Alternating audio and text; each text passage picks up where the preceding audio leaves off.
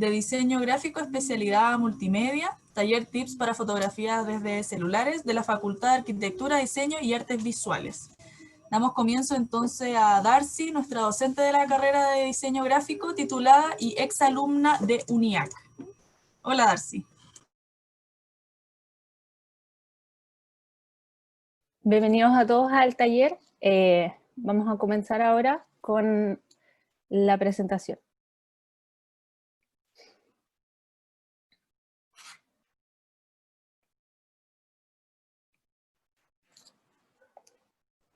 Bueno, este taller tiene como finalidad replantearnos un poco cómo nosotros utilizamos la fotografía con nuestros celulares en nuestra vida cotidiana, tomando algunas herramientas que son básicas de la fotografía como tal, herramientas que tienen que ver con elementos técnicos de la fotografía, también algunos tips que tienen que ver como con cómo nuestro cuerpo se relaciona con el celular, con el smartphone, y también algunos aspectos relacionados a la edición fotográfica, como por ejemplo, qué tipo de ediciones son más convenientes, en qué orden nos conviene mejor editar las fotografías, dependiendo de lo que queramos lograr, ¿no es cierto? Y así una serie de elementos que nos van a servir para sentirnos más cómodos nosotros al momento de sacar fotografías con nuestros celulares y obtener también los mejores resultados posibles. Lo primero que tenemos que entender es que la fotografía como tal es un elemento, es una herramienta con la cual nosotros capturamos imágenes.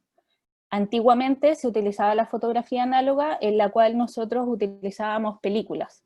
Y estas películas, que generalmente eran de 35 milímetros, se exponían a la luz con la cámara, y estas películas tenían un material fotosensible que era sensible a la luz, obviamente. En la actualidad, ese material fotosensible, la película, se transformó en un sensor que va dentro de nuestra cámara, ya sea una cámara digital como esta, que es una cámara semiprofesional, y nuestros celulares también tienen un sensor que es mucho más pequeño y que funciona de la misma manera. Estos elementos, como les comenté, son elementos que son fotosensibles, que son sensibles a la luz a la que son expuestos, ¿no es cierto? Y en ese sentido, cuando nosotros tomamos una fotografía, podemos encontrarnos con tres escenarios. Con una fotografía que está subexpuesta, como la que vemos acá, en donde básicamente no hay suficiente luz para que los elementos sean reconocibles o los podamos ver de manera correcta. Una fotografía correctamente expuesta, que es donde la luz no falta ni sobra y podemos reconocer todos los elementos, las sombras también son logradas de forma correcta, y una fotografía sobreexpuesta, que significa que tenemos demasiada luz. Hay demasiada luz en nuestra fotografía y eso hace que algunos detalles no se puedan distinguir. Dime. Darcy, consulta, no se ven las fotografías, no sé si estamos solamente con el inicial PDF, disculpa. Dame un segundo.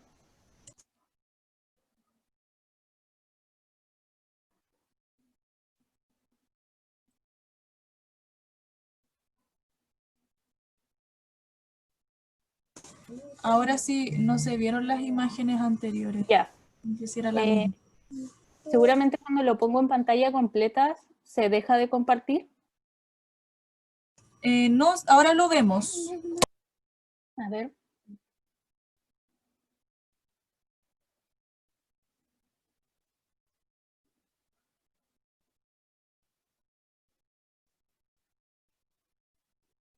Mira, lo tengo en pantalla completa y dice que está en pausa. Y cuando le pongo reanudar no me deja.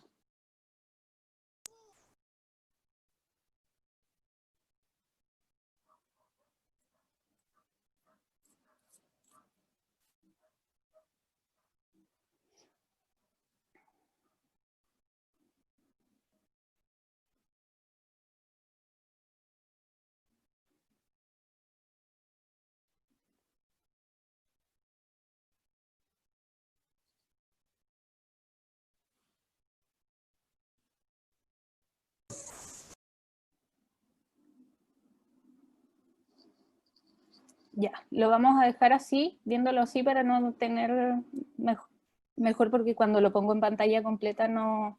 Darcy, consulta, ¿no lo tienes en PowerPoint? No, es un ¿No? PDF. Ah, ya. Entonces lo tendríamos que mostrar así nomás, pues, ¿ya? Sí, no hay problema. Ya, vale, gracias. Ya. Bueno, como les estaba comentando, estas eran las 3 imágenes de las que estaba hablando sobre la exposición y las 3 posibilidades que tenemos al exponer o sacar una fotografía, que es efectivamente la subexpuesta, donde no vemos detalles por falta de luz, una fotografía sobreexpuesta, donde hay demasiada luz y también se pierden detalles, y una fotografía correctamente expuesta, en donde sí logramos ver los detalles que tenemos en nuestra fotografía relacionados a las personas, los objetos, etc. Cuando hablamos de fotografía tenemos 3 pilares que son fundamentales y que trabajan en conjunto para generar una buena exposición. Estos 3 elementos están relacionados con la cámara o la herramienta con la que estamos trabajando. Son la apertura del diafragma, la velocidad de obturación y el ISO. Los vamos a ver un poco resumidamente cada uno para que entendamos más o menos cómo funciona la cámara fotográfica en sí para lograr una buena exposición. El primer aspecto es la apertura del diafragma. El diafragma es este elemento que vemos generalmente en los lentes, sobre todo de cámaras semiprofesionales, reflex o que tienen lentes intercambiables, y son unas palanquitas que se abren y se van cerrando. Y dependiendo de lo que nosotros le digamos a nuestra cámara que queremos en cuanto a apertura. ¿Y qué determina esto? La cantidad de luz que va a entrar hacia nuestro sensor. Cuando tenemos un diafragma cerrado, vamos a tener menos luz que cuando tenemos un diafragma más abierto. Y este diafragma se representa con un número que se considera F o pasos, ¿no es cierto? Y dependiendo de la cantidad, de cuánto se abre o se cierra, podemos tener menos pasos o más pasos. Generalmente cuando tenemos el diafragma, la apertura del diafragma bastante abierto, tenemos menos pasos, como acá nos indica es un 1.8. Y cuando tenemos el diafragma más cerrado, tenemos más pasos, que en este caso sería, por ejemplo, un F11. En los celulares, ¿cómo funciona esto? En los celulares, la apertura del diafragma viene determinada de fábrica. Hay celulares que, generalmente los celulares, traen una apertura bastante amplia, porque necesitamos, como la cámara es pequeña, necesitamos que ingrese la mayor cantidad de luz para lograr una buena fotografía. Por lo tanto, en los celulares generalmente nos vamos a encontrar con una apertura de un f1.8 o un f2.2. Ese es más o menos el rango que vamos a encontrar en los celulares más actuales, de gama media o de gama alta, ¿no es cierto? Y otro aspecto que controla la apertura es la profundidad de campo. ¿Y qué es la profundidad de campo? La profundidad de campo son los elementos que se van a ver más enfocados o más desenfocados en mi fotografía. Si tenemos menos luz, vamos a tener más profundidad de campo. Y si tenemos más luz, vamos a tener menos profundidad de campo, como lo muestra acá este gráfico. Generalmente en los lentes que son más profesionales, estos elementos vienen un poco más predeterminados y dependiendo del lente que nosotros elijamos, vamos a tener cierta profundidad de campo que viene como de fábrica y la podemos controlar con la apertura, pero como les decía, en las cámaras viene más estático, o sea, no podemos controlar mucho cuáles van a ser nuestros parámetros, por lo tanto, con la apertura que traen las cámaras, generalmente vamos a poder fotografiar lo que tenemos justo al frente, o en su defecto, o una foto de paisaje, por ejemplo, donde vamos a tener una profundidad de campo cercana, pero igual vamos a ver los objetos bastante enfocados, vamos a ver bastante enfocados los objetos.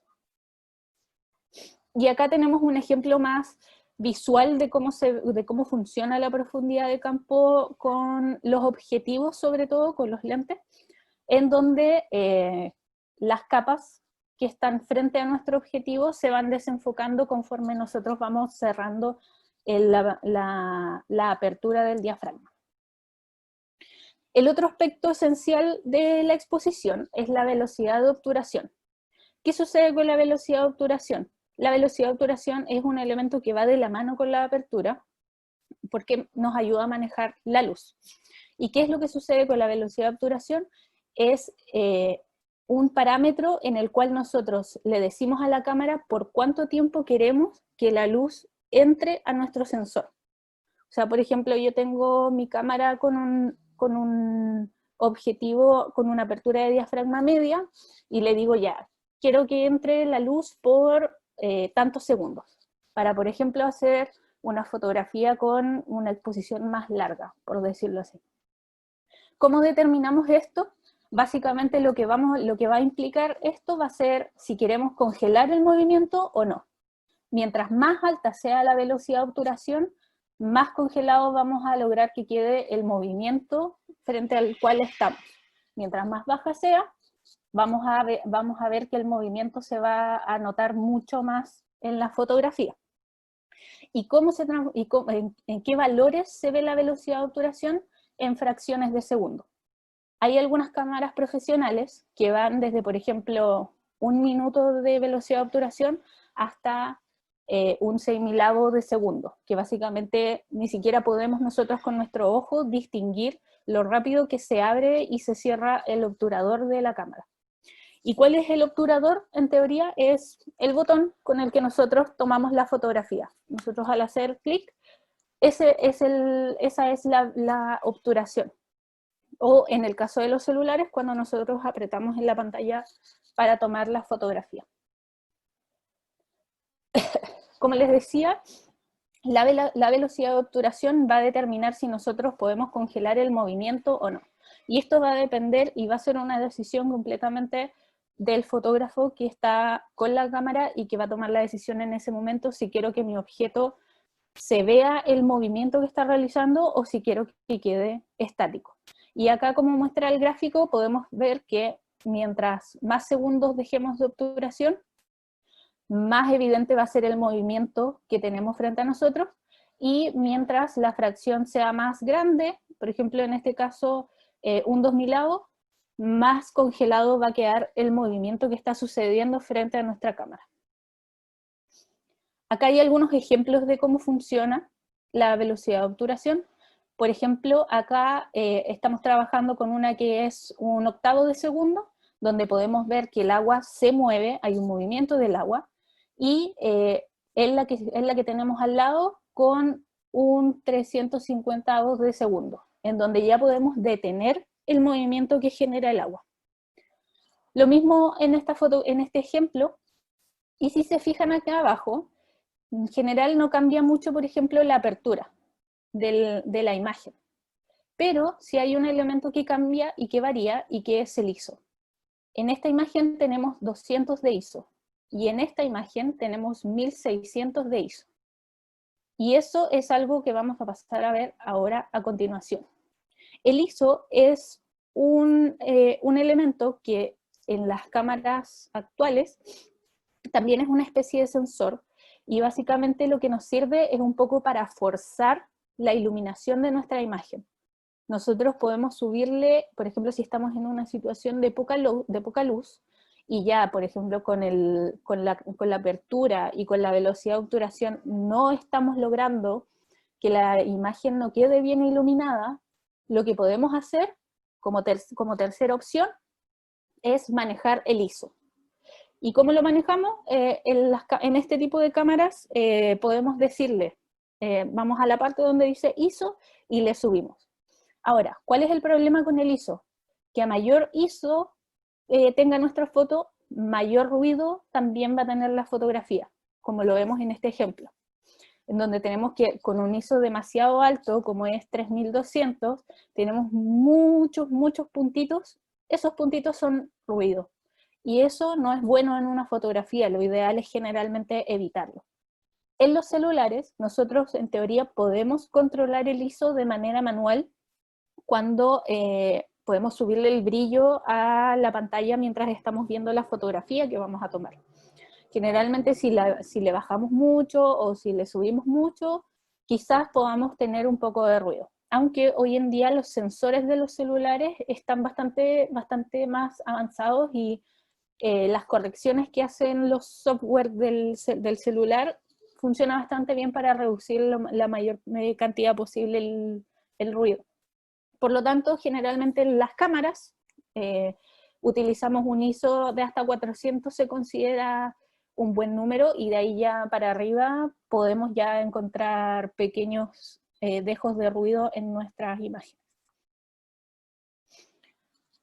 Cuando hablamos de fotografía, aparte de los elementos técnicos que tenemos que manejar un poco para saber qué es lo que está haciendo nuestra cámara efectivamente, para lograr una buena fotografía, por decirlo así, visualmente, que nos parezca atractiva y que nos deje como una sensación de que es una buena foto, tenemos que también conocer un poco algunos elementos de encuadre y composición.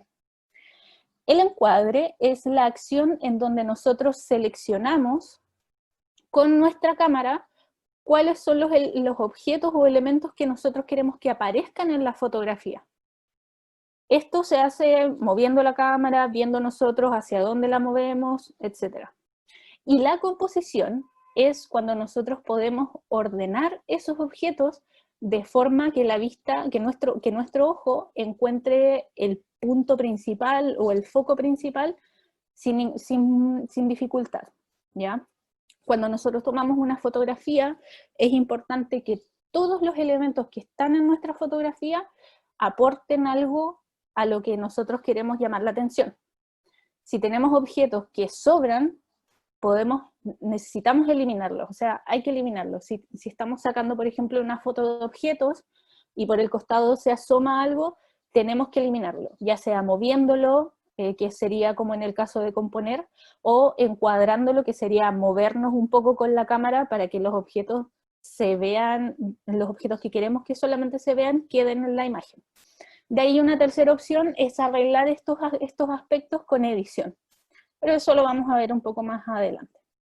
A continuación vamos a ver unas reglas básicas, por decirlo así, tanto de encuadre como de composición, que nos van a ayudar un poco a ir entrenando nuestro ojo, a ir entrenando cómo nosotros nos relacionamos nuestro ojo con la fotografía, ya sea la que tomamos nosotros mismos o la que vemos en internet o en la calle, etc.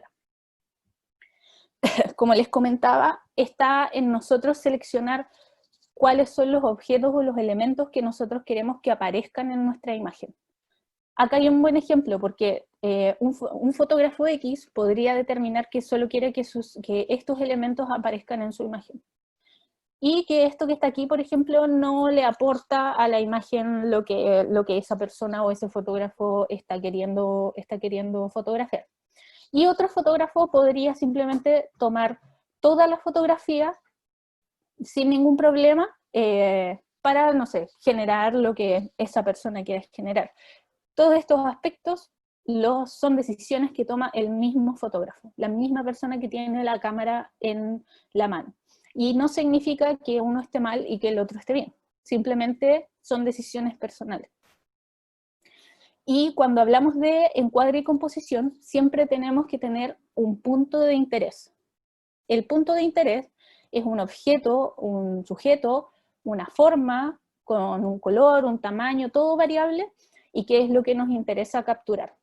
Ahora, ¿cómo nosotros podemos destacar el punto de interés? Lo vamos a ver ahora en las diferentes opciones y elementos que podemos utilizar.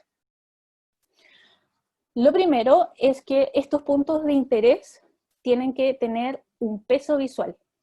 ¿Qué es un peso visual? Básicamente es cuando nuestro ojo como físicamente, se fija más en un objeto que en otro, cuando estamos en una situación de ver una imagen.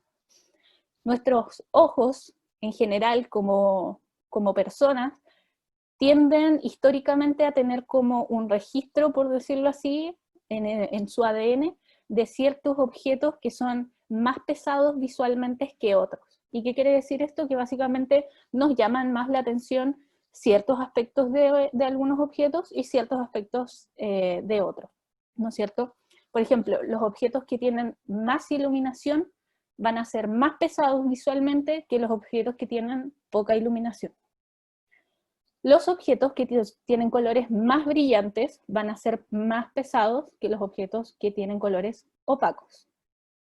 Los objetos más grandes son más pesados, obviamente, que los objetos que son más pequeños. El triángulo, los objetos triangulares como forma, es más pesado que los objetos circulares. Y los objetos circulares, son un poco más pesados que los objetos que son cuadrados o que tienen formas más cuadradas. También dentro de la composición y del encuadre, tenemos una regla que es muy fácil de usar y que hoy en día nuestros celulares nos permiten tenerla incluido al momento de tomar una fotografía, y que es la regla de los tercios. En esta regla básicamente lo que hacemos es nuestra pantalla la dividimos con líneas horizontales y verticales, y donde convergen estas líneas es donde nosotros vamos a tener puntos de interés. Estos puntos de interés también tienen,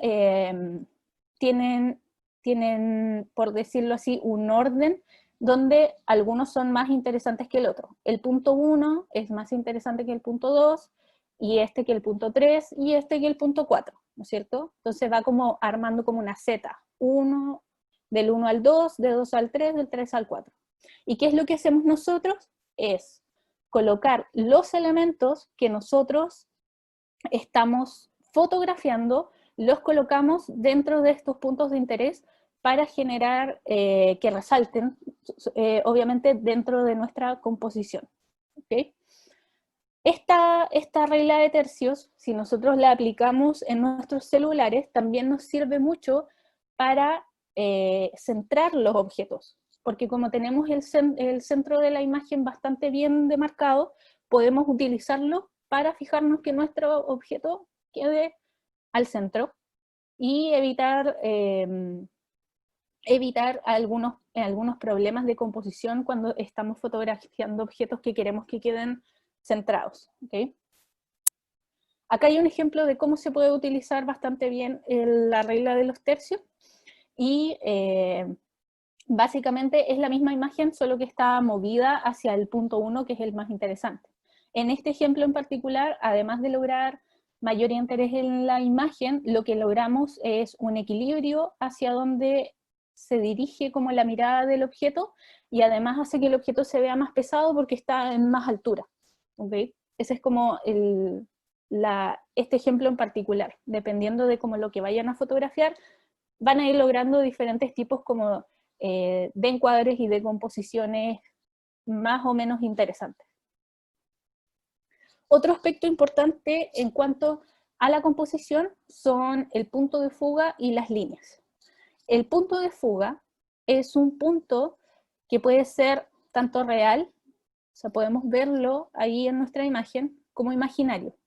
Cuando es imaginario, es el punto donde todas las líneas que están, ya sea también reales o imaginarias dentro de nuestra imagen, convergen en un solo lugar. Ese es nuestro punto de fuga dentro de una imagen.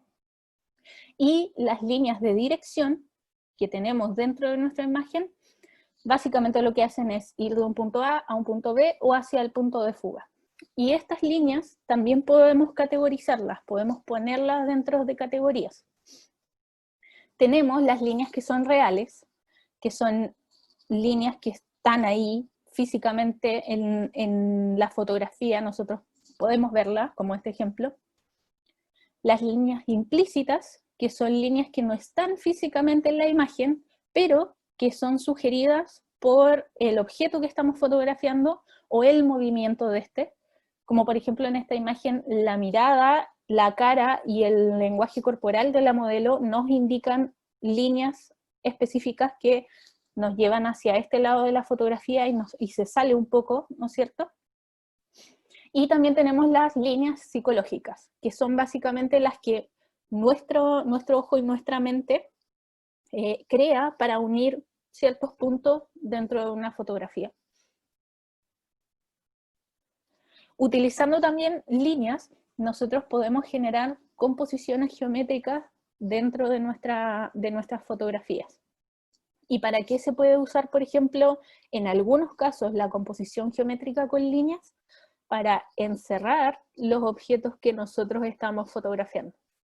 Cuando nosotros encerramos un objeto, como en este caso, estamos obligando al ojo de la persona que va a observar esta imagen, lo estamos obligando a que se quede mirando este triángulo en particular, por ejemplo.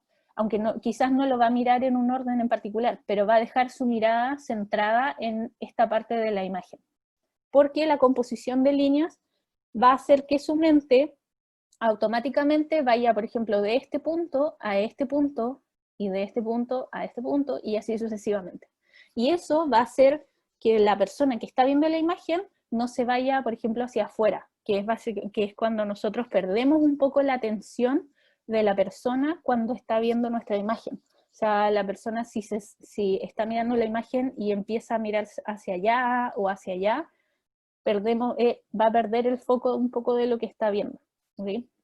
Es interesante saber cuándo usar la composición geométrica porque funciona bastante bien como una técnica y hay ciertas veces donde podemos usarlo y ciertas veces donde definitivamente no podemos usarlo.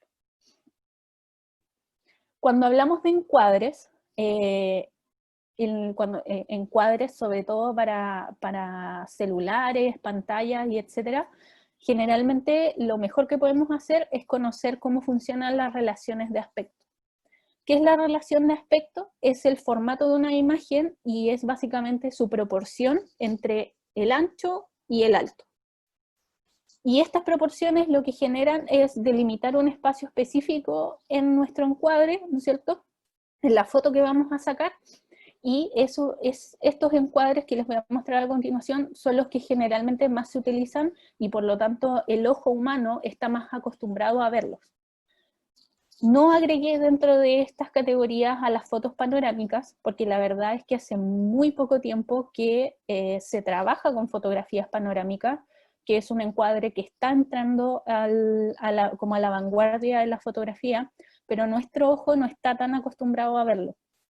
Por lo tanto, los encuadres de relación de aspecto que vamos a ver ahora son los que existen, a los que estamos acostumbrados nosotros, y los que más nos van a servir como para ir trabajando. Algo importante sobre la relación de aspectos es que hoy en día la mayoría de las cámaras de celulares y de los editores de fotos de celulares nos permiten a nosotros recortar cualquier fotografía con una relación de aspecto predeterminada. Los editores de fotos, las aplicaciones que sirven para editar fotos, e incluso nuestros mismos celulares, nosotros podemos decirle, quiero sacar o quiero editar esta foto con esta relación de aspecto. Y nosotros podemos ahí jugar con eso, pero va a estar predeterminado y nos va a servir mucho para encuadrar mucho mejor la fotografía. En este caso, el 4:3 es una relación de aspecto horizontal, y era la más común en las cámaras point and shot o compactas que se utilizaban antiguamente. Y era más que nada utilizado, estamos un poco más acostumbrados a este porque se utilizaba bastante en televisores antiguos o en pantallas antiguas en general. El 3:2 también es horizontal y este es como el más estándar que existe en la fotografía. ¿Por qué? Porque su background, por decirlo así, viene de las películas de 35 milímetros. Cada película de 35 milímetros que vemos en un rollo, por ejemplo, tiene una relación de aspecto de 3:2. Y cuando eso se traspasa, por ejemplo, al papel o a las fotos, por ejemplo, que nosotros mandábamos a revelar, esas fotografías también venían con un aspecto de 3:2. Y de eso se traspasó a la fotografía digital, a las cámaras digitales y no sé si tanto a algunos teléfonos, pero es a lo que más estamos acostumbrados como por transición de la fotografía como herramienta y como tal, ¿no es cierto? Es básicamente lo que nos parece más natural a nosotros al ojo de visualizar. Esta misma relación, si la damos vuelta, o sea 2:3, nos queda en una posición vertical, que es básicamente lo mismo, pero cuando sacamos fotos verticales. Ahora, si nosotros, por ejemplo, sacamos una foto vertical que es más grande que esta relación de aspecto, ya pasaría a ser como una fotografía panorámica, por decirlo así. y el unos a uno, que es básicamente una relación de aspecto cuadrada, que es que todos los lados de la imagen son del mismo tamaño. Hoy en día, las redes sociales, Instagram sobre todo, nos obligan un poco, o nos obligaban antiguamente, a utilizar esta relación de aspecto. Es un poco complicado de utilizar porque si no se tiene un buen ojo, por ejemplo, los elementos nos pueden quedar mal cortados, nos pueden quedar fuera de encuadre, y antiguamente Instagram te obligaba a recortar las fotos de esta forma. Ahora ya no es tanto, tenemos más libertad como de publicar fotos en otros tamaños en Instagram, pero esta relación de aspecto en general también a veces es interesante probar, o sea, utilizarla para jugar, más que nada. Pero sí es necesario tener, sobre todo, buena composición, buen ojo, para dominarla bien. Dentro también de todas estas formas de composición y de encuadre que existen, tenemos la proporción áurea, que se podría decir que es como uno de los principios de composición visual más antiguos que existen. Lo vemos en la naturaleza, lo vemos en el arte, en la pintura, y desde la antigüedad que se viene utilizando. Se clasifica como una proporción mágica o divina, porque básicamente ¿qué es lo que hace? Es dividir el espacio de trabajo o la imagen en rectángulos proporcionales. Y nosotros, cuando acá, por ejemplo, en esta imagen, acá tenemos un rectángulo y el que sigue es proporcional al primer rectángulo, que es el más grande, ¿cierto? O sea, nosotros tenemos un rectángulo grande y después posteriormente pasamos a dibujar o a generar un rectángulo más pequeño y que es por consiguiente proporcional al anterior. Y así sucesivamente, y así sucesivamente. ¿Y qué es lo que sucede? Cuando nosotros juntamos estos rectángulos desde sus vértices, logramos generar lo que es la espiral de oro, por decirlo así, o la espiral dorada, como se le conoce, como lo vemos aquí. En la fotografía es un poco más difícil de utilizar si no lo conocemos muy bien, porque básicamente lo que debemos lograr es colocar los puntos de interés, o sea, nuestro objeto de interés, dentro de el punto más fuerte de la espiral, que en este caso sería en esta parte de aquí, ¿no es cierto? Por eso a veces es un poco más complicado de utilizar, porque tampoco es como que lo tengamos grabado en el ojo por ser muy antiguo, pero a veces sucede naturalmente sin que nosotros nos demos cuenta, que tomamos una foto y si quizás le ponemos la espiral encima, quizás queda bien. Pero si aprenden a utilizarlo, también es una muy buena herramienta para saber dónde podemos colocar el punto de interés de una manera más interesante. Y finalmente, otro elemento que podemos utilizar, sobre todo si tenemos la opción de utilizarlo, son los marcos naturales. Los encuadrar dentro de un marco natural, que son elementos que están ahí cuando nosotros vamos a sacar la fotografía, elementos que son parte del paisaje o de los objetos de los cuales nosotros vamos a tomar la fotografía. Si nosotros disponemos el resto de los objetos dentro de estos marcos naturales, vamos a lograr mucho más estabilidad en cuanto a composición, un orden mayor de los objetos, y además nuestro punto de interés va a ser más fácil de que quede al centro y de que la mirada se pose sobre él durante más tiempo. Y acá tenemos algunos otros ejemplos de cómo pueden funcionar de cómo son los marcos naturales en general. Pueden ser elementos como estos o como el anterior, que son espacios grandes, o nosotros podemos utilizar otras cosas que están a nuestro alrededor para generar marcos naturales. ¿Okay? Todo esto que vimos recién, que tiene que ver con el encuadre y la composición, son cosas que a nosotros nos van a permitir, como les dije, ir entrenando nuestro ojo. ¿Y por qué es fundamental entrenar nuestro ojo? Porque conforme vayamos entrenándolo y vayamos mejorándolo, vamos a ir tomando mejores fotografías sin tanto esfuerzo. Va a ser mucho más fácil tomar el celular, por ejemplo, en este caso, y tomar la fotografía si tenemos nuestro ojo más entrenado.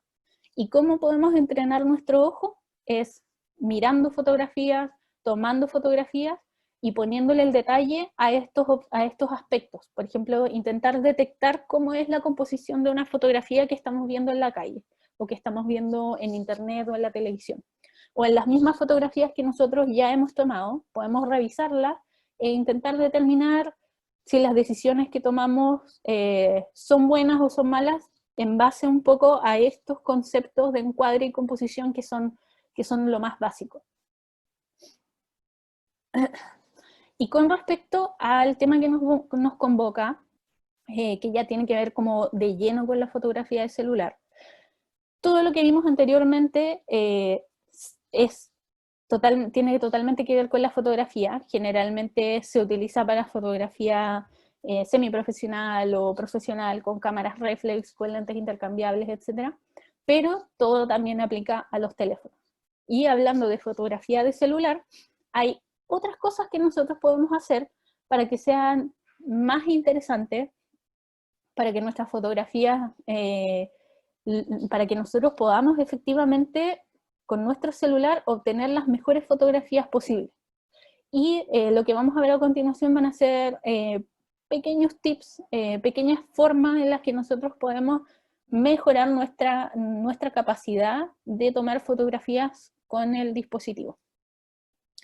Hoy en día, los celulares, básicamente la mayoría de las personas tienen un celular de gama media o de gama alta en algunos casos, porque hoy en día son más asequibles. Y con el paso de los años, las cámaras de los celulares han ido mejorando a tal nivel que hoy en día todo el mercado de las cámaras compactas que existía antiguamente está prácticamente obsoleto. Porque las personas básicamente andan con una cámara compacta en sus bolsillos, que además va pegada al celular. Y lo que podemos hacer con ella es increíble, porque hoy en día tienen muy buenas características. Y en ese sentido, lo primero que necesitamos hacer para comenzar a practicar más con nuestro celular o a sacar mejores fotografías es conocer el celular y las características que tiene la cámara que nosotros tenemos en nuestro bolsillo. En ese sentido, aquí yo dejé 5 puntos importantes que son los que tenemos como que conocer un poco, saber qué es lo que, con cuáles trabaja nuestro celular, para saber qué provecho podemos sacarle, ¿no es cierto? El primero es el tema de la resolución, que en teoría son los megapíxeles. Y es básicamente lo que a nosotros nos ofrecen cuando nos ofrecen un celular. Nos dicen como, oye, este celular tiene tanta cantidad de megapíxeles. Y la verdad es que existe obviamente una cantidad de megapíxeles que nosotros podemos utilizar y que es bastante buena, que va como entre los 12, 14, 18 megapíxeles. Pero tampoco es necesario que exageremos y que vayamos por 20, 22, hasta 40 tienen algunos celulares de gama muy alta. No es necesario exagerar en ese sentido, porque con 12 o 14 megapíxeles para el celular, y generalmente para lo que usamos las fotografías del celular, que es para redes sociales, o mandarlas por WhatsApp, ¿no es cierto?, etcétera, no necesitamos más que eso. Si nosotros utilizamos celulares que tienen muchos megapíxeles, lo que vamos a lograr cuando tomemos una fotografía es que vamos a tener una imagen extremadamente pesada, extremadamente grande, y que quizá algunas redes sociales o algunas páginas web no las van a poder cargar. Nos va a ser más difícil, por ejemplo, editarlas, a no ser que las pasemos al computador y las editemos con la pantalla del computador, pero lo ideal es tener una resolución normal. Yo considero que entre 12 y 14 megapíxeles está bien, porque los otros aspectos que tengan en la cámara del celular van a aportar a que esos megapíxeles realmente sean favorecedores. La apertura, que como lo conversábamos al principio, en los celulares viene predeterminada. No hay mucho que podamos hacer al respecto en cuanto a eso, pero hoy en día los celulares tienen una apertura que permite entrar mucha luz. O sea, la cámara de nuestros celulares, a pesar de que es pequeña, tiene el diafragma bastante abierto, y eso entra que eso hace que entre mucha luz y que en situaciones de poca iluminación igual logremos sacar fotografías generalmente bien iluminadas. Hoy en día, con una apertura 1.8, que es más abierta que una apertura 2.2, logramos tener un poco más de iluminación en casos en situaciones de poca luz. Los iPhones generalmente de esta gama tienen una apertura de 2.2. Por lo tanto, si ustedes están viendo comprarse un celular para sacar fotos o etcétera, intenten buscar uno que tenga una de 1.8. Va a ser mucho mejor que la de 2.2. Otro aspecto importante que tenemos que tener en consideración es el sensor que trae nuestra cámara. Como les dije, el sensor es el objeto que está dentro de nuestra cámara y que permite la entrada de luz, lee esa luz y lo transforma en imagen. Hoy en día, en general, los sensores son de súper buena calidad, pero si tuviéramos como que decir cuáles son los mejores, Samsung y Sony son los que hacen los mejores, o los que tienen los mejores sensores de fotografía, por lejos, actualmente.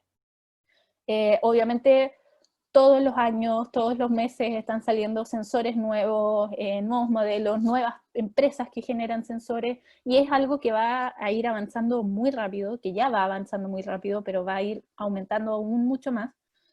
Y en general, si no conocen mucho, por ejemplo, de eso, yo les recomiendo que en general, por ejemplo, los Samsung, que son un poco más accesibles, es una súper buena opción porque tienen buena resolución y buenos sensores. El estabilizador óptico, que es otro objeto súper importante, yo diría que es como el aspecto más importante que tiene que tener la cámara del celular. Porque básicamente, ¿qué es lo que hace? Estabiliza el movimiento natural de nuestra mano cuando nosotros tenemos el celular a punto de sacar la fotografía. Nosotros es muy poco probable que nosotros podamos evitar que nuestra mano tiemble, y el estabilizador óptico lo que hace es reducir en la imagen ese temblor. Y además, el estabilizador óptico, un buen estabilizador óptico, nos va a entregar también imágenes de mejor calidad en cuanto a la iluminación, en condiciones de poca iluminación. En ese sentido, los iPhones son un poco mejores en cuanto a estabilizador óptico en los últimos modelos, sobre todo por esto de las cámaras múltiples, etc. En general, si hay cámara múltiple, debería haber un buen estabilizador óptico. Y finalmente, algo que a uno quizás no le pone mucha atención, es el software de postprocesado. ¿Qué significa el software de postprocesado? Cuando nosotros sacamos una foto, lo que vemos en la pantalla es una cosa, que es lo que genera el software de nuestra cámara y el sensor de nuestra cámara. Pero cuando nosotros guardamos esa fotografía en nuestra galería, ahí se activa, por decirlo así, otro software que lo que hace es tomar la primera fotografía, la procesa para guardarla en tu galería. Ese es el software de postprocesado. Antiguamente, en la mayoría de los celulares, era muy malo. Nosotros veíamos algo en la pantalla al tomar la fotografía, y al momento de guardar la fotografía era otra cosa completamente diferente. Hoy en día va un poco más de la mano con el software de la cámara, pero igual es importante tenerlo en consideración al momento de comprar el dispositivo. Generalmente, si uno le pregunta a una persona más conocedora al respecto, sobre todo a las personas que venden los celulares en las tiendas, etc., generalmente van a conocer no toda esta información, pero una gran parte con la que van a poder guiarse un poco más al respecto. Ahora, para saber cómo es mi celular, el que tengo ahora, qué características tiene, cómo lo puedo buscar, una rápida búsqueda en su navegador de preferencia, colocando el modelo en su celular, más características de la cámara, les va a entregar una buena cantidad de información sobre cómo es la resolución, la apertura, el estabilizador óptico, no sé, quizás el sensor y quizás el software de postprocesado, pero eso lo van a encontrar en páginas web que son más especializadas al respecto, o quizás en tutoriales en YouTube que les van a entregar como toda la información muy detalladamente, que quizás van a ser videos un poco largos, pero van a tener toda la información ahí de uno.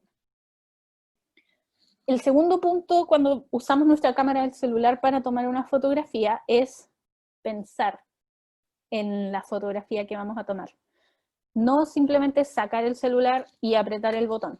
Necesitamos tomarnos un tiempo, tampoco estoy hablando de un tiempo exagerado, pero tomarnos unos minutos para ver qué es lo que estamos haciendo en nuestra pantalla. Y como dice acá, una buena foto siempre está al ojo crítico de cada uno. Cada persona sabe en su interior si la foto que tomó es buena o no, básicamente porque le gusta o no. Y eso está completamente bien. O sea, si a mí me gusta la fotografía que tomé, no hay ningún problema. Pero necesitamos tomarnos el tiempo necesario para ver en la pantalla lo que vamos a fotografiar. Y en ese momento, tomar las decisiones de encuadre y composición que vimos, por ejemplo, que sean necesarias para que la fotografía sea lo mejor posible y que se acerque lo más posible a lo que nosotros nos estamos imaginando que queremos fotografiar cuando sacamos la cámara y tomamos una foto. Este tema es algo que a mí, yo personalmente nunca lo uso, que es el zoom del celular, porque, por ejemplo, en las cámaras, en este tipo de cámaras, el zoom está determinado por el lente que yo estoy usando. O sea, si yo lo muevo, hace zoom. Pero en las cámaras de nuestro celular, eso no sucede. En las cámaras de los celulares, el zoom viene predeterminado por el software que trae nuestra cámara, que trae nuestro celular. Por lo tanto, cuando nosotros hacemos zoom, perdemos todo. Perdemos estabilizador, perdemos calidad, perdemos todo. Perdemos iluminación también, o sea, dependiendo también como de la cantidad de zoom que le hagamos. Por lo tanto, lo mejor que nosotros podemos hacer, si por ejemplo el objeto está muy lejos, es acercarnos un poco, si podemos, físicamente nosotros caminar un poco más hacia el objeto, o acercarnos más hacia el objeto, o lisa y llanamente tomar la fotografía y después editarla, recortarla y que quede más cercano al objeto que queremos.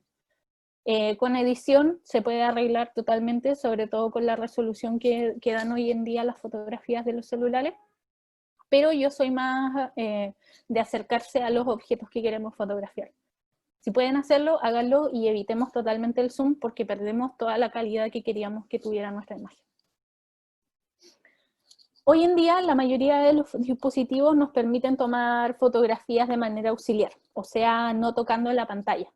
Cuando nosotros tomamos una foto tocando la pantalla, tenemos un poco más de probabilidades de que la foto salga movida, o de que al momento de tomarla se nos mueva el celular o algo así, y la mayoría de los celulares hoy en día nos permiten tomar fotografías con los botones auxiliares, que en este caso son los botones de volumen, y otros también permiten hacerlo con los audífonos, que también es una muy buena herramienta, tomar la fotografía con los botones que tienen nuestros audífonos del celular. Eso va a hacer que nos evitemos muchos problemas de los movimientos que hacemos cuando tomamos la fotografía, etc. Otro aspecto súper importante que generalmente no tenemos quizás mucho en consideración, quizás lo hacemos pero sin darnos cuenta, es controlar la respiración. Cuando nosotros saquemos una fotografía, tomémonos primero el tiempo y respiremos. Inhalamos, ¿no es cierto? Y al exhalar, cuando nuestros pulmones estén vacíos prácticamente, dejamos de respirar, detenemos la respiración y en ese momento sacamos la foto. ¿Por qué en ese momento? Porque en ese momento nuestros pulmones están vacíos, detenemos la respiración y ahí es cuando nosotros vamos a tener el mejor pulso posible. Y de esa forma también vamos a evitar movimientos, vamos a también estar más concentrados en ese momento y vamos a poder ver si realmente lo que estamos fotografiando es lo que queremos lograr o si podemos, por ejemplo, mejorar el encuadre, mejorar la composición, etc. Entonces, antes de tomar la foto, respiremos, botamos y cuando nuestros pulmones estén vacíos, detenemos la respiración y tomamos la fotografía. Como les comentaba, las resoluciones hoy en día de los teléfonos son gigantes. Prácticamente no distan mucho de la resolución que podemos lograr con una cámara semiprofesional, por ejemplo, en cuanto al tamaño de la imagen. Y volviendo un poco al tema del zoom, cuando nosotros tenemos problemas en cuanto a que no podemos acercarnos al objeto que estamos fotografiando, lo mejor que podemos hacer es optar por confiar en la resolución de nuestro celular y optar por la postproducción o la postedición. Y en la edición, recortar la imagen de manera que podamos encuadrar solamente el objeto que queremos encuadrar, que quizás está un poco más lejos, agrandar la imagen y ponerla donde queremos. El flash es un objeto de nuestros celulares que lamentablemente no sirve para mucho en realidad, a no ser que lo usemos de linterna, obviamente.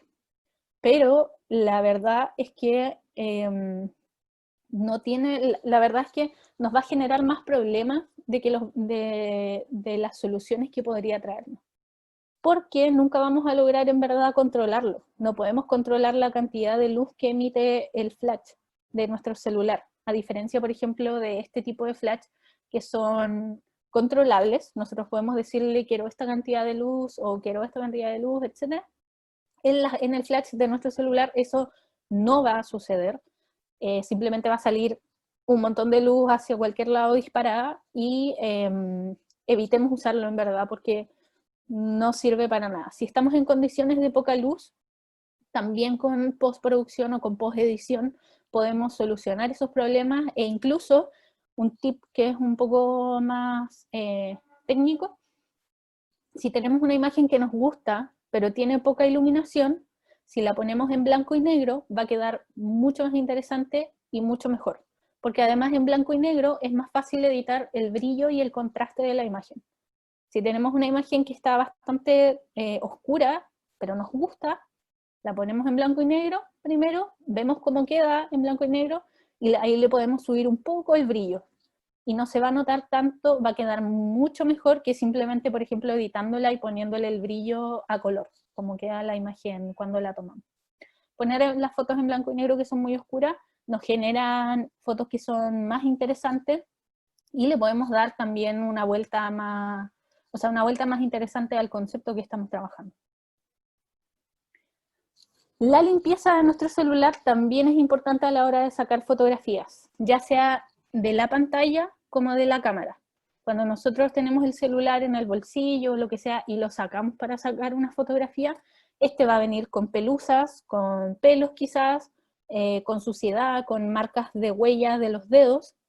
Entonces siempre es bueno tener un pañito o algo que nos sirva para que cuando saquemos la fotografía, limpiamos el lente para tener la mejor calidad, ¿no es cierto?, de la imagen sin manchas, y también limpiamos la pantalla para que podamos ver de mejor manera qué es lo que está sucediendo en nuestra cámara. ¿Ya? Entonces eso es algo que también puede servir mucho en cuanto a entrenar el ojo y a probar hartas cosas con respecto a la cámara de nuestro celular. También se puede hacer no es necesario andar trayendo, por ejemplo, un pañito, lo pueden hacer con una ropa, por ejemplo, de algodón que andan trayendo o algo así, pero lo importante es mantener limpios el objetivo y la pantalla de nuestro celular al momento de tomar una foto. Vamos a hablar ahora un poco de las fotografías a contraluz. Cuando nosotros vemos fotografías a contraluz, son fotografías súper interesantes y muy bonitas porque podemos lograr efectos de sombra muy, muy interesantes. Cuando me refiero a contraluz es cuando estamos tomando la fotografía en frente a nuestra fuente de luz, que puede ser una fuente artificial o el sol, etc. Con cámaras semiprofesionales o profesionales, generalmente siempre nos va a funcionar bien porque nosotros podemos determinar los aspectos a trabajar con nuestra cámara. Nosotros le podemos decir la apertura y el tiempo de exposición. Por lo tanto, podemos manejarlo para que la foto salga lo mejor posible. Como la apertura es muy amplia en los celulares, si nos ponemos frente al sol, vamos a obtener literalmente solo luz. No se va a ver nada más que luz, como en este caso aquí, si nos ponemos directamente al sol con nuestra cámara. Y como la apertura no se puede manejar, siempre va a ser así. Ahora, hay algunos celulares que permiten, como les decía, manualmente bajar o subir la luz antes de tomar la fotografía. Aún así, ponerse a contraluz con la cámara del celular puede ser un error. Por eso siempre intentemos que al tomar la fotografía, el sol esté hacia nuestras diagonales, arriba de nosotros o atrás. Esas son las mejores opciones para tomar una fotografía un poco a contraluz. Ahora, los celulares de gama alta, que son básicamente los últimos que han salido y que son los más caros y los que tienen los mejores aspectos, sí se puede manejar un poco estos aspectos de apertura.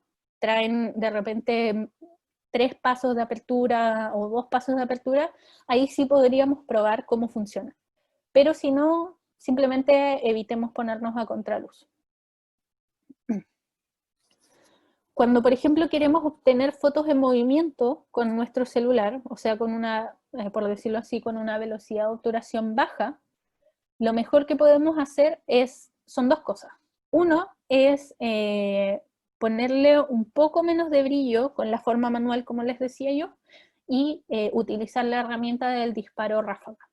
¿Por qué? Porque al sacar muchas fotos vamos a tener muchas más posibilidades de ver cuál es la que mejor salió.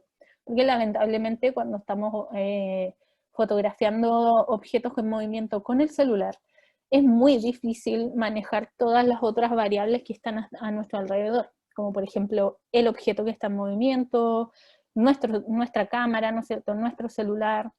Entonces yo les recomiendo que si quieren tomar una foto de un objeto en movimiento, tomen varias veces las fotos en ráfaga. Y después las van revisando y van descartando las que realmente salieron muy mal y se van quedando con las que están mejores. Y después, por ejemplo, si sacaron la foto muy rápido, el encuadre se puede mejorar también recortando la imagen con una aplicación de edición de fotografía. ¿Cómo funciona la luz durante el día? La luz en la fotografía es el pilar fundamental. Sin luz no habría foto, no podríamos ver nada. Y básicamente nosotros tenemos que saber un poco cómo funciona la luz natural del sol durante el día. La luz más idónea para sacar fotografías es la primera de la mañana y la última de la tarde, o sea, durante el amanecer y al atardecer. Se le conoce a la luz del atardecer como golden hour, y es una súper buena hora para sacar fotografías porque además nos dejan como, sobre todo las fotografías de retratos o de cosas así, nos dejan un dejo medio anaranjado que queda bastante interesante dependiendo de lo que queramos lograr. Pero el sol también funciona de forma particular. Cuando tenemos un día muy soleado, donde no hay nubes alrededor de nosotros, lo que vamos a obtener son sombras más duras. ¿A qué me refiero con esto? Si el sol está muy brillante y a mí me llega desde arriba, todas las sombras que se van a generar en mi cara van a ser muy oscuras. Y eso va a hacer que algunos rasgos que quizás no me interese que se sobresalgan. Se van a sobresalir rasgos físicos de la cara, la sombra que proyecta mi cuerpo también va a ser más grande y más dura y puede molestar dentro de, por ejemplo, la imagen que quiero tomar, ¿no es cierto? Pero para solucionar esto, lo que tenemos que hacer es irnos desplazando y buscar la mejor posición que podamos ponernos para que el sol no nos moleste tanto en ese sentido. La mejor luz que podrían encontrarse para sacar fotografías es soleado, o sea, como parcialmente nublado, por decirlo así, donde hay nubes, pero también hay sol. ¿Por qué? Porque las nubes funcionan como filtro frente al sol. Y es como tener una lámpara que le da directamente a un objeto y a esa lámpara ponerle un papel blanco. La luz va a disminuir, vamos a obtener sombras mucho más livianas, y eso va a hacer que sea mucho más fácil para nosotros sacar fotografías. Por lo tanto, antes de salir, por ejemplo, si quieren salir a tomar fotografías con su celular, etc., fijémonos cómo está el sol. Quizás nos conviene esperar un poco más antes de salir a tomar las fotografías, o quizás nos conviene mirar el clima antes de salir a tomar fotografías, etc. Y como les decía, las mejores horas para sacar fotos son en la mañana y al atardecer. El modo HDR es un modo que hoy en día, si no me equivoco, todas las cámaras lo traen. Y es un modo que está pensado para ser utilizado en condiciones de baja luz. ¿Por qué? Por dos cosas importantes. Lo primero es porque toma dos fotografías. Toma, al momento en que está tomando la fotografía, toma dos fotografías. Una que está subexpuesta, o sea que tiene poca luz, y una que está sobreexpuesta, o sea que tiene mucha luz. ¿Y qué es lo que hace el HDR? Junta estas dos fotografías y hace una fotografía que al mezclarse esta subexposición con la sobreexposición, nos queda una fotografía correctamente expuesta. Es una súper buena herramienta cuando estamos en condiciones de luz baja, y además como son dos fotografías, la cantidad de detalles que vamos a obtener es mayor. Por lo tanto, cuando queramos editar nuestra fotografía, va a ser mucho más sencillo que no tengamos, por ejemplo, efectos o ruido, cuando queramos editarle, por ejemplo, el brillo, y quede quizás demasiado, a veces cuando editamos las fotografías con mucho brillo, quedan como un poco ruidosas, como con estos puntitos que les mostré, o cuando también tenemos poco brillo y las editamos también pasa eso. Si editamos fotografías en HDR, hay menos probabilidades de que nos pase eso. Y también lo único que sí hay que tener en consideración es que como toma dos fotografías al mismo tiempo, se demora un poco más que cuando tomamos una fotografía normal.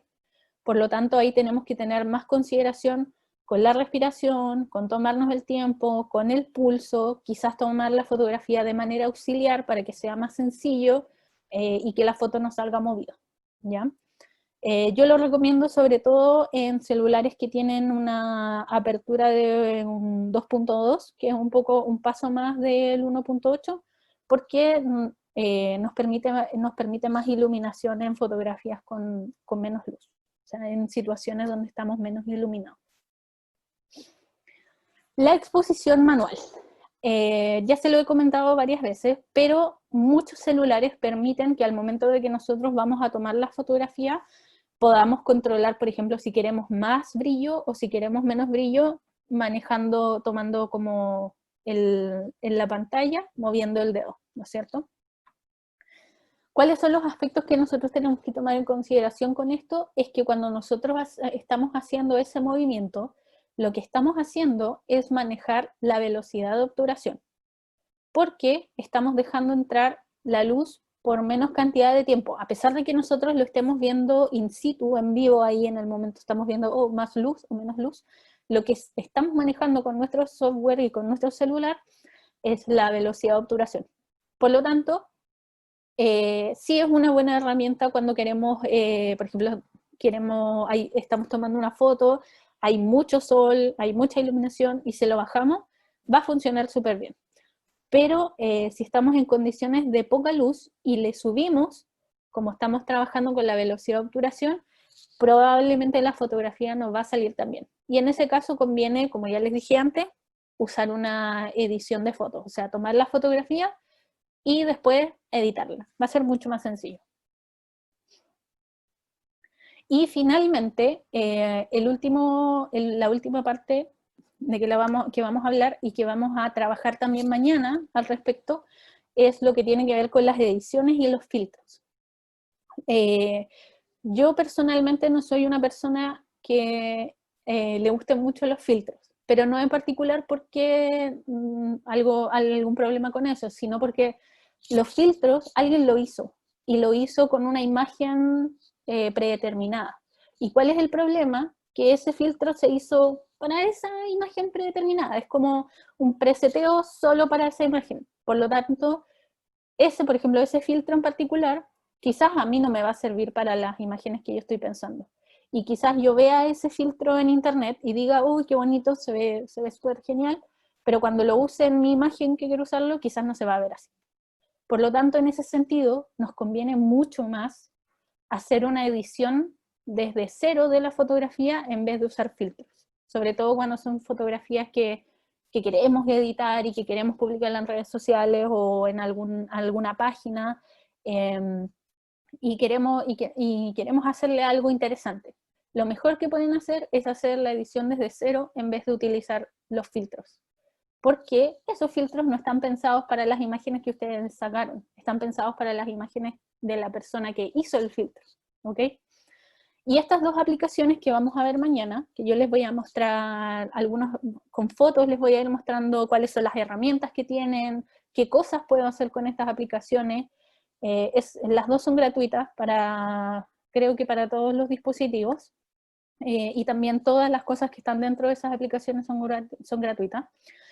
Photoshop Fix es una aplicación de Adobe que tiene básicamente las mismas herramientas básicas de edición de fotos que el software de Photoshop que nosotros podemos usar en nuestro computador. Tiene opciones de edición de fotos, de correcciones de color, tiene opciones de licuar, ¿no es cierto?, de recortar la foto, de proporciones, etc. Es súper completa. Podemos hacer literalmente de todo. Ahora, yo generalmente uso estas dos en conjunto. Hago algunas cosas con Photoshop Fix y después, por ejemplo, la paso a Snapseed, que es una aplicación de Google y que también tiene un montón de herramientas y de formas de utilizarse, y sobre todo las ediciones no son tan notorias, por decirlo así, como sobre todo en las correcciones de color. Me refiero, por ejemplo, a que más brillo, más contraste, que la foto se vea quizás no tan amarilla y la corremos un poco en la temperatura para que se vea un poco más azul, en correcciones de canales, etc. Todo eso lo vamos a ver en la continuidad del taller mañana, para que entendamos cómo funciona la edición de fotografía y todas las cosas que podemos hacer con ella y cómo podemos mejorar también las fotografías que tomamos, por ejemplo, con todos estos tips que ya le di y con toda la información que ya le di, cómo podemos mejorarlas aún más y dejarlas más interesantes con los filtros, perdón, con la edición de fotos y con las aplicaciones. Así que esto es por el día de hoy. No sé si alguien dejó consultas para que las podamos ir respondiendo ahora. Sí, Darcy, tenemos unas preguntas a través de nuestro Facebook que también nos estuvieron observando. Dame un segundito. Primero, bueno, comentar que esta sesión quedó grabada en nuestro Facebook, por tanto pueden volverlo a reproducir. Además se va a descargar y prontamente va a estar cargado en el YouTube del canal de nuestra universidad. Entonces nos pregunta por acá José, si sirve la grilla de las cámaras para encuadre y composición. Sí, la grilla de las cámaras de celular, sobre todo generalmente, está pensada en la regla de los tercios, como lo mostrábamos más arriba. Y ahí, como les comentaba, lo único que tenemos que fijarnos es, si queremos, por ejemplo, dejar el objeto al centro, utilizar la parte central de la grilla, y si queremos usar los puntos de interés, como el punto 1, 2, 3, 4, fijarnos que los objetos queden en esos puntos específicamente. Genial. Por acá nos pregunta también José, ¿no es recomendable tomar fotos con cámara inclinada? No, a no ser que lo que queramos lograr tenga un poco de relación con la inclinación. Pero lo ideal siempre es nosotros estar frente a la cámara, quizás un poco más, poner el celular un poco más abajo de nosotros, porque la cámara de nuestros celulares generalmente está en la parte más arriba de nuestro dispositivo. Por lo tanto, si lo bajamos un poco, si no lo ponemos frente a frente con nuestra cara y lo bajamos un poco, vamos a lograr que la cámara esté más al frente, como al mismo nivel de nuestra vista, ¿ya? Y idealmente tener el dispositivo de manera vertical, a no ser que queramos sacar alguna foto que nosotros estemos arriba, pero en ese caso también les recomiendo poner el celular de manera horizontal o algo así. Generalmente las cámaras de celular, el software sobre todo, traen algunos efectos a los bordes de la pantalla. Y cuando ponemos el celular así, lo que estamos logrando es que se generen como unas especies de ojo de pez en los bordes, y eso va a generar deformaciones en los objetos que estamos fotografiando. Genial, gracias. Mira, por acá hay otra. ¿Qué opinas de los filtros en las fotos? Como les dije recién, no soy para nada fanática de los filtros, a no ser que estemos sacando la fotografía con el filtro y ahí tomemos la decisión de si ese filtro nos sirve o no.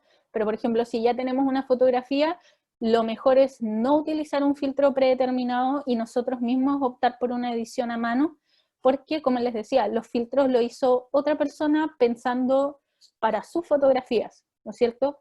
Y esos presets y filtros quizás no nos van a servir a nosotros con a las fotografías que nosotros tomamos. Por lo tanto, lo mejor es como aprender, meterse en la aplicación de edición, aprender a utilizarla y nosotros generar nuestras propias ediciones. Muchas gracias. Mira, bueno, comentarte primero que acá hay puras felicitaciones a través de nuestro Facebook. Encontraron súper Gracias. interesante el taller. Y nos comentan y nos preguntan por el horario del día de mañana y les comentamos que mañana a las 11 nuevamente vamos a estar con la segunda sesión de este taller. Y además, bueno, comentarles que pueden volver a revisar el del día de hoy en nuestro Facebook, ya que quedó grabado y posteriormente se va a subir al canal de YouTube. No sé si tienen más consultas. Mira, por acá nos preguntan en nuestro chat de Zoom, ¿qué opinan del Locked Room? ¿Cómo? ¿Del Locked Room? No la conozco. Si es una aplicación para sacar fotos o para editar, no lo ubico. No sé si nos puede comentar un poquito más Sí. Noemí para poder consultar, que nos pregunta por acá. Es de edición, nos comenta. Ah, ya. Bueno, yo soy diseñadora, por lo tanto, generalmente utilizo aplicaciones o apps de edición que conozco de antes. Por lo tanto, si soy 100% sincera, jamás me he movido mucho más de estas dos aplicaciones que estamos viendo acá, o a lo más he probado algunas que me parecen interesantes por cierto aspecto en particular, pero si soy 100% sincera, no me he quedado con ninguna más que no sean estas dos. En nuestro Facebook también nos comentan si recomiendas la utilización de los lentes que se añaden por fuera de los celulares. Hay algunos lentes de esos que son súper buenos, pero tenemos que tomar en consideración que tienen que ser lentes que con una óptica buena. Yo sé que venden algunos que son como chinos y que son un poco más económicos. Generalmente con esos los podemos probar y ver qué es lo que logramos, pero vamos a perder un poco de calidad en la fotografía porque le estamos agregando como una especie de vidrio al frente a nuestro lente y va a hacer que perdamos un poco de calidad. Pero si utilizamos uno que es bueno, que es de calidad, vamos a lograr de repente resultados bastante buenos, que pueden servir, por ejemplo, para hacer ojo de pez, o quizás también para hacer fotografías macro, etc. Bueno, comentarte que Noemí por acá nos corrigió, no lo alcancé a ver, pero se refería al Adobe Lightroom.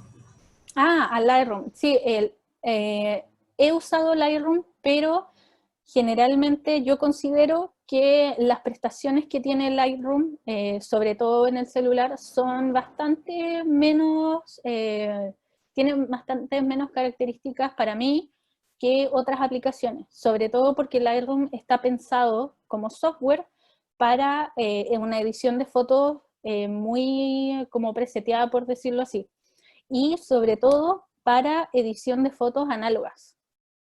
Cuando nosotros tomamos una fotografía con un rollo, la escaneamos generalmente y lo primero que tenemos que hacer es pasarla a Lightroom, porque es un software que está pensado un poco para ese tipo de cosas. Nos preguntan también a través de nuestro Facebook, Rafael, ¿cuál es el mejor smartphone para sacar fotos? La verdad es que yo no sabría decir, porque he tenido experiencia con hartos. En general, hoy en día la mayoría son súper buenos, pero en cuanto a sensores, que es como en teoría el software que va a recibir la luz, por sobre todo yo creo que Samsung y Sony son como las mejores opciones en cuanto a marca. De ahí a modelos específicos no sabría decir porque no los conozco, pero esas dos marcas son los que tienen los mejores sensores de fotografía del mercado ahora, en este momento. Bueno, los dejamos invitados nuevamente si es que quieren realizar alguna última consulta a través de nuestro chat de Zoom o a través de nuestro Facebook. Vamos a esperar unos momentitos. Sí.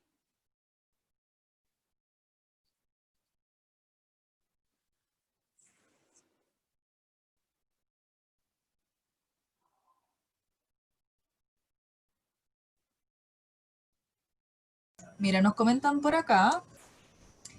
Hola, este año salgo de cuarto medio y estoy muy interesada en la carrera y me encanta todo el ámbito de diseño gráfico multimedia. ¿Algún consejo para poder practicar o aprender en este ámbito?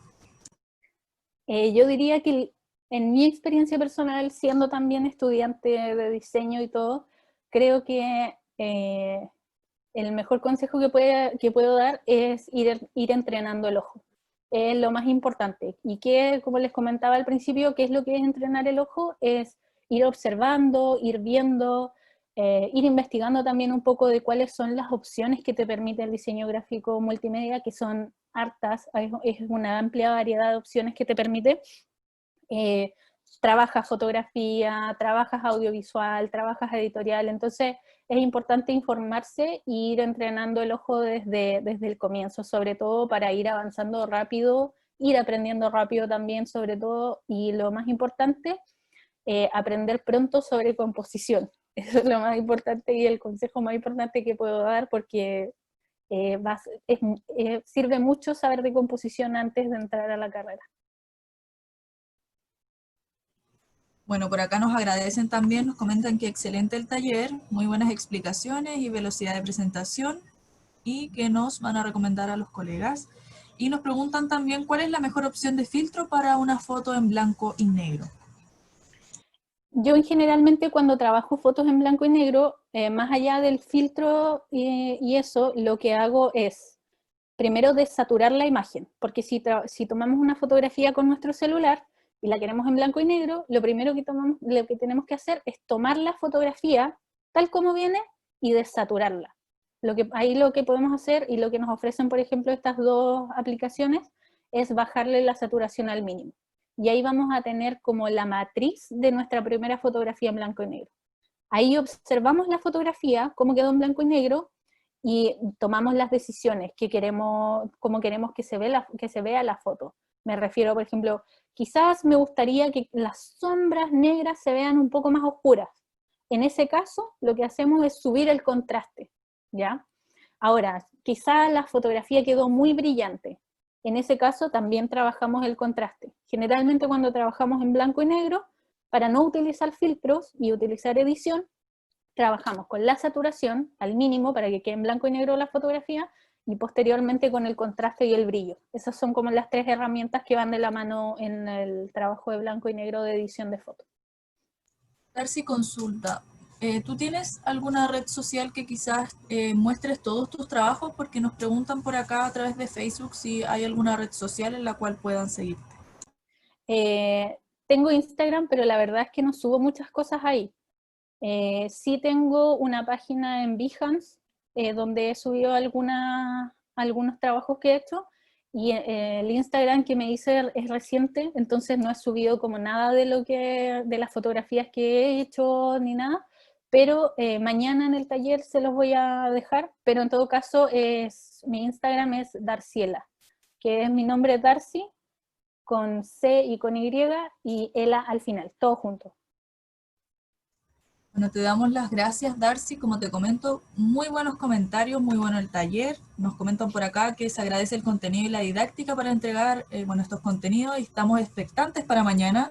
Y comentarles que el día de mañana nuevamente nos conectamos a través de este mismo ID de Zoom a las 11 de la mañana, y los dejamos a todos muy invitados. Les agradecemos su presencia, mediante Zoom y mediante Facebook. Y bueno, nos volvemos a ver el día de mañana. No sé si quieres comentar algo más, Darcy, dejarlos a todos invitados. Sí, invitadísimos mañana a todos. Vamos a estar trabajando directamente con edición. Les voy a estar mostrando cómo se trabajan estas dos aplicaciones en vivo con imágenes mías que yo tomé, para que aprendan y se vayan metiendo un poco al mundo de la edición de aplicaciones, o sea, la edición de fotos con aplicaciones de lleno. Así que nos vemos mañana. Nos vemos mañana, muchas gracias. Y bueno, acá la última consulta que nos preguntaban si eres docente. Sí, eres docente Sí. de UNIAC y exalumna también de la universidad. Muchas gracias a todos, y comentarles, bueno, nuevamente que esto está grabado en nuestro Facebook, por tanto pueden volver a reproducir esta sesión y prontamente va a estar subida en nuestro canal de YouTube. Muchas gracias y nos vemos el día de mañana.